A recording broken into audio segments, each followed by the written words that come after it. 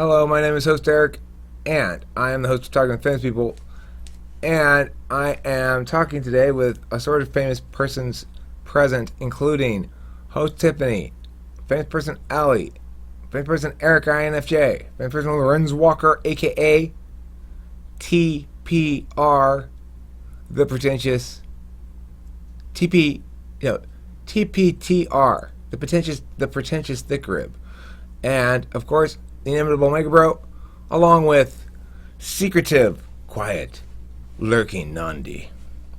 Okay, so Megabro, you want to talk about money? Can you start us off with a basic definition of money? It's green. It comes on paper. Is that it?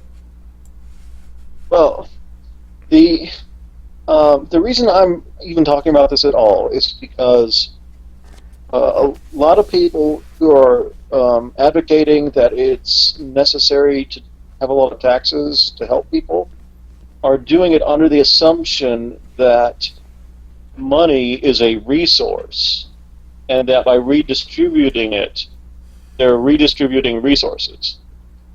But money is just a symbol of ability to persuade people to do things. Okay. So what I'm saying is that when the government is taxing you, they're taking some of your ability to persuade people to do things. They're not taking like food or something, and they're not redistributing food. They're redistributing your ability to convince people to do things for you. That's exactly right. That's exactly right. And I think to start about money some more is to talk about the issue of fungibility. So money is fungible work product. If we lived in a society without money and without oppression of any sort, there would still be wealth because people would accumulate food and or timber and furs and things like that, and they could trade those furs and things to other people to get them to do stuff for them, like Megabro says. We understand capitalism at its root cause, as root nature, when we examine a incredibly simple example of a society with just 100 people in it, living in a fairly desperate area, and how it works is simply this. Oh, well, Joe caught a shitload of fish the other day. He can't eat all those fish, but he salted them all, so they'll keep. He's got them in cold storage in a cave. He knows that on Wednesday, everybody gathers in this one area, and he's going to take his fish there and he's going to see what he can trade for it. Because he has a lot of fish, and nobody else has any fish. So he'll be able to get a good amount of stuff in exchange for them, because a lot of people want these fish. That's capitalism in a nutshell. It's, my work is of one sort, but I need the work product of more than one sort of work. I do one sort of work, but I need the work product of more than one sort of work. I'm a fisherman. I get enough food, but that doesn't get me shelter. That doesn't get me fuel for my fire. That doesn't get me, it doesn't get me whatever else I need. It doesn't get me clothing. It doesn't get me niceties, things that I might enjoy doing. It doesn't get me anything except fish. So I have to convert my fish somehow to those other things that I need. In a pre-money system, we had to trade those things to each other. And if you did a lot of work product that had value, but that you had to, let's say, get rid of it, you had to sell it far away, well, that was a substantial burden on people, right? So it's like there's a structural inequity implicit in the nature of the universe, because some work product is more naturally fungible than other work product. Fungibility refers to the ability to exchange one thing for another. Example of it, it doesn't matter if it's a different one. Like, for example, if I trade you one quarter for another quarter, you're not going to care. If I got a dollar bill, unless it's a super special dollar bill, and I say, and there are $2 bills on the desk. One of them's yours, one of them was mine. And you come over and you pick up one and you say, "Don't forget your dollar, Eric." I say, "Oh, hey, hold on a second, buddy. You got my dollar. This one's yours." And nobody cares, right? Doesn't matter unless there's something specific about one that's damaged or anything like that. And that's called being fungible. Other examples of things that are fungible: barrels of oil. A barrel of oil is a barrel of oil. You don't go to the barrel of oil dispensary and pick your barrels of oil. They're fungible. Doesn't matter which one you get. And there's lots of things like that. Any kind of mass-produced product that is all exactly the same, and there's a million of them made, those things are themselves fungible in the sense that they are interchangeable for each other with no differentiation needed. So, wealth then needed to be fungible in order for people who did work that was less easily traded to attain the legitimate value that they put into the labor that produced the work product. So here we go. We've got a bunch of people who are producing a lot of work product, and they've come up with this idea of money, and it's fungible. So now when Joe goes to sell his fish, instead of getting back the shit that he needs, he gets money, and then he goes and takes that and he buys the shit he needs using that. It's a lot easier, because if he wants a chair and the chair guy doesn't want to eat any fish this week, well, fuck, what am I going to do? Now I got to go trade to him first. Okay, well, what do you want again? Okay, you want chickens. Let's see. Well, the chicken guy doesn't want to trade me chickens for the fish, so I'm going to go trade my fish to the lumber guy for some lumber. I'll trade the lumber to the plum guy for some plums. I'll trade the plum guy to the plums to the chicken guy for the chickens. I'll take the chicken and trade it back to the chair guy for the chair. That's what you have to do if you didn't have fungibility. Fungibility allows you to avoid that thing. So now we have fungibility, great, but here's what happens. Fungibility makes it easier to steal. You don't have to pillage to steal anymore. And before fungibility, you had to pillage to steal work product. That is, if you were a farmer, to have your work product stolen, require barbarians to come, and there's no classy way to steal a field full of crops. It's just you burn it down or you chop it up and you kill everybody, and something like that. That's stealing prior to money.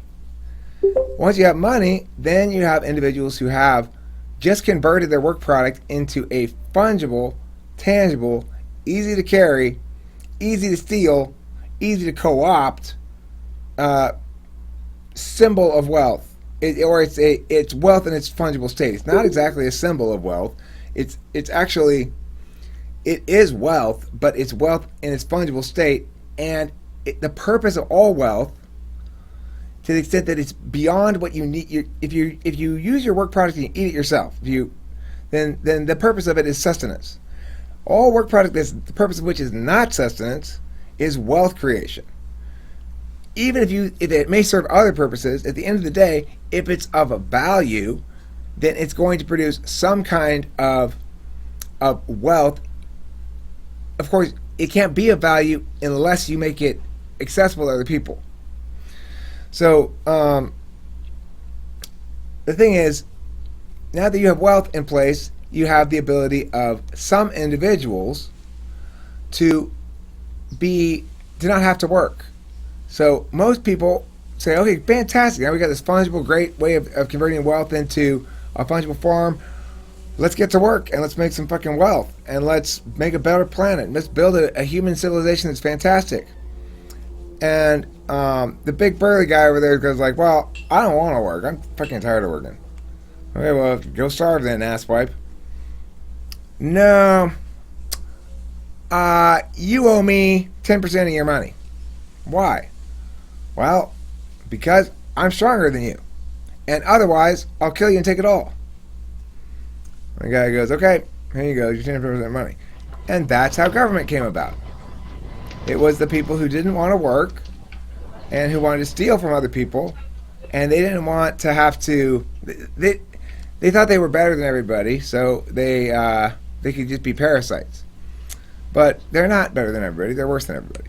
So the point of this is, wealth is work product made fungible. Remember, When you advocate taxation, you are advocating that people have their work product taken from them. And as Megabro says, once it's fungible especially, the entire purpose of that work product is to be able to do things.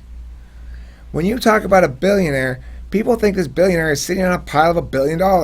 He's not a billionaire like that at all. He's a billionaire like this. He's got money invested in all sorts of projects that are also making money for other people. When we talk about these big corporations, who owns these big public corporations? Millions of Americans. They're not owned by. My name's Baron Exploit von Fatcat, and all I want to do is milk the working class for their blood and drink it at my feasts. They're publicly owned companies. They're owned by Americans. They comprise Americans' retirement portfolios and shit like that. My parents have a big stock portfolio with all big American companies in it. This is important. No basic truth before you try to argue that corporations are bad or that the government needs to do something, blah, blah, blah, blah. No, like Megabro said, I'm really glad he brought it up. Know what wealth is. Wealth is the occurrence, that is what happens when you apply work towards a resource. Remember, some resources, lots of resources in the world, are still free for the taking. You might not think they're particularly valuable resources, but that's because you're not being very creative in your thinking. You could easily enough grab some cool sticks from around the hills and bundle them up and sell them at some fucking farmer's market-y thing to a bunch of yuppies for inflated prices. Those real wood sticks from the real mountains cost $20. Oh, it's super rustic. It's so rustic and vintage and darling. You should buy it right now. Yeah, I mean, people are like, well, what could you possibly do if you don't have any job, you don't have any skills? Sell fucking sticks to yuppies. That's what I would do. One of the things I would do.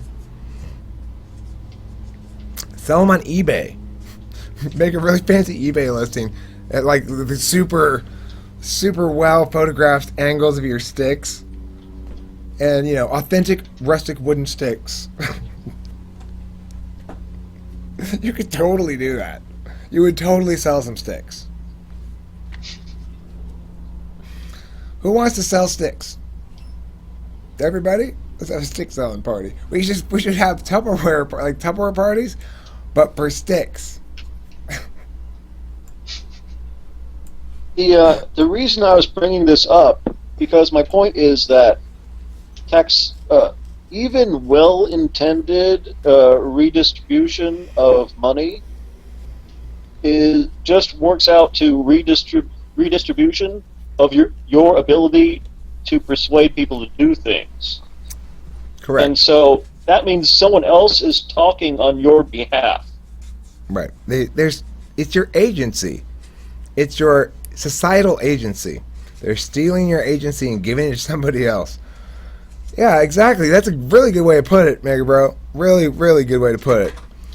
When taxation is taking away your ability to speak and do things and influence people and motivate them to do things for you, and taking that ability and it's giving it to a person who did not generate the work product from whence the wealth came.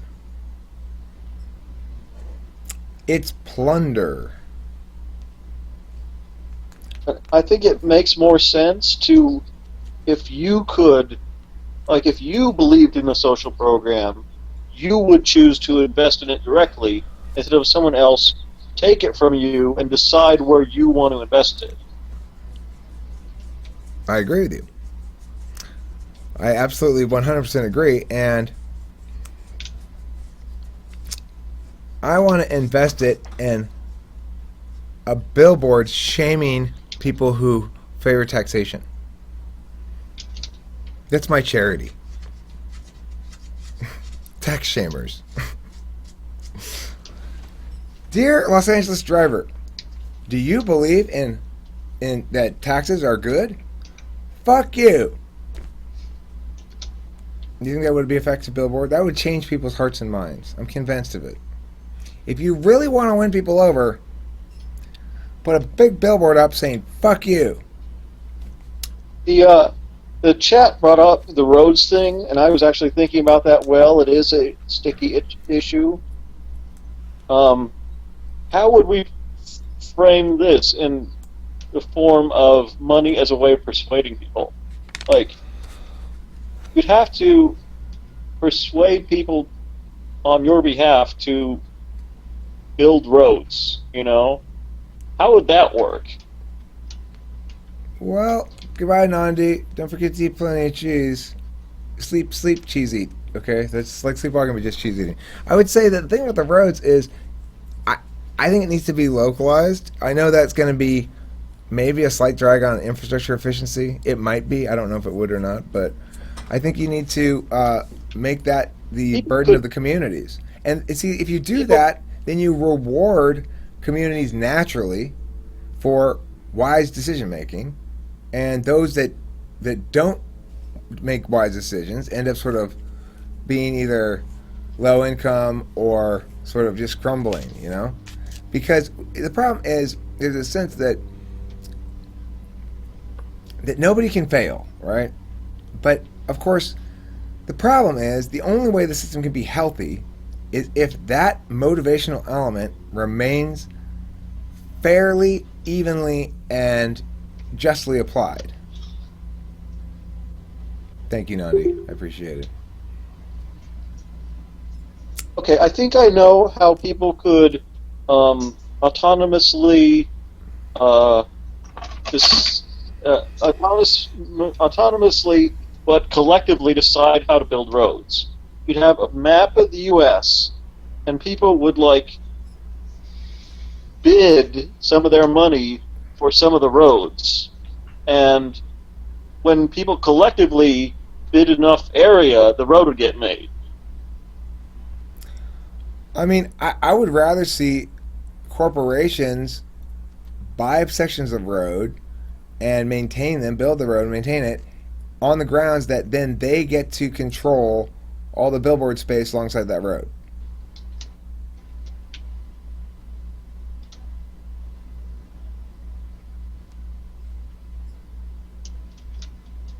Of course, some pieces of road aren't going to be very attractive to companies, but I think in that instance,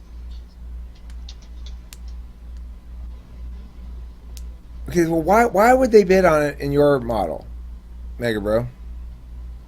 Well, the total amount of money, assuming the total amount of money going to the roads is approximately the same, except people are choosing how they are doing it instead of the government choosing on their behalf. So they have to, they're forced to contribute to some road, but they get to choose which one. Well, actually, I'm not sure if there's a way to do it without forcing them. Like, making it actually something they'd want to do. That's tricky. Well, Lorenz says this: wouldn't companies want to foot the bill for roads so they continue utilizing them to make money? Well, that's the status quo. Is they do foot the bill one way or another. If you're an employee, the reason you have money in the paycheck is because you work for a company. If you are a company owner, the reason you have money is because you created wealth. If you are a government employee, the reason you have money is because you're a parasite. I mean, it's okay. I was a government employee for a while, but the thing is, that's basically what it is. You're saying, well, there's a certain amount of bacteria we need in our stomach to parasitically assist us. I mean, what is that called? Like symbiotic relationship, when they're not really a parasite, but they're supposed to help you, right? It's supposed to be like back and forth. They get a little bit of your food, and then they help you by, killing E. coli or something. Anyway, the point is, that's supposed to be the relationship. But it's kind of like a cancer in that we have got way more bacteria in our stomach than we need. And it's like, we put food into our belly. Okay, I'm going to eat this food now.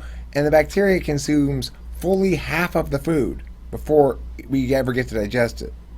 So, that's not a symbiotic relationship. That's a massive fucking tapeworm. Shut up, phone.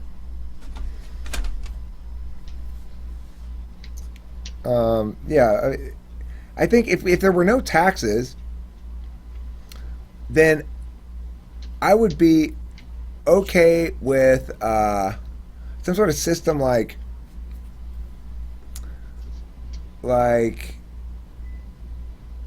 let's say that companies are required to be a part of. No, I couldn't do it that way.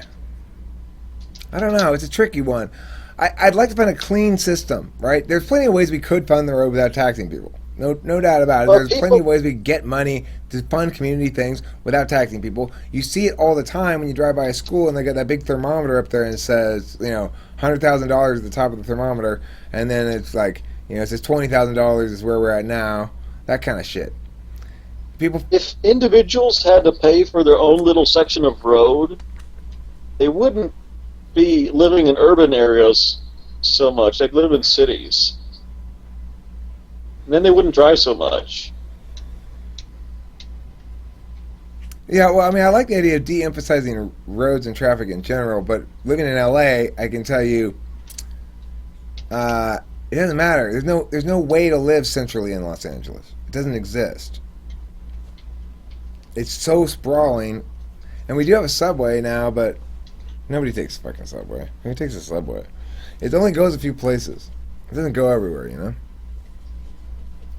You know what? What? People would start internet commuting more. I'm internet commuting right now. I'm at my job. I'm at my summer job. This is just my summer job. During the fall, I go back to my regular job, but just tell the post office to deliver your food to someplace. Go a mile to pick it up. Tell the post office to do this? I should get the post office to not only deliver my food to me, but feed it to me.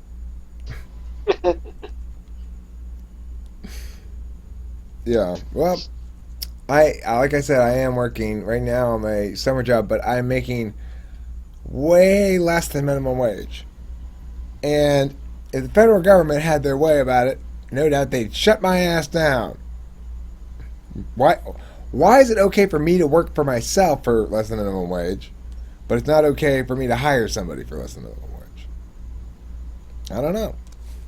I'm not opposed to minimum wage. I'm not opposed to ever. I would never try to pay anybody less than minimum wage anyway. I tend to pay substantially more than that. But I'm just saying, it depends, right? That's the thing, it depends. Maybe there's sort of a speculative element to something, and you wanna get on board early on because it's like if they really enforce all those laws, and that's the reason they're acceptable. Those kind of laws actually don't destroy everything, is because they can't and don't enforce it at a very deep level. They just enforce it at a